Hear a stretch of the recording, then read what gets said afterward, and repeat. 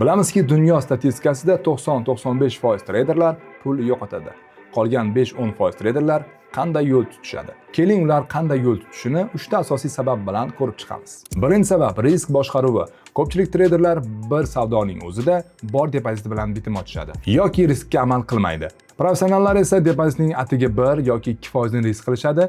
Natijada 10 ta savdodan 7 tasi zarar ko'rsa ham bozorda qolishadi. Chunki tradingda g'olib bo'lish emas, bozorda qolish muhim. Ikkinchi qoida kam savdo qilish. Boshlang'ich treyderlar kuniga 10-20 talab bitimlar ochishadi va qancha ko'p bitim ochsam ko'proq foyda olaman deb o'ylashadi va bu narsa stress va zararga olib keladi. Har bir ortiqcha savdo bu hisob raqamga emas, balki aql va sabrga zarardir. Professional treyderlar esa kun oxirida bugun bitta signal bor edi, bitta savdo qildim yoki bugun signal yo'q edi, savdo qilmadim degan aniq tizim asosida ishlashadi. Ko'p savdo qilish ko'p pul ishlash degani emas. Ko'p savdo qilish ko'p zararga ham olib kelishi mumkin.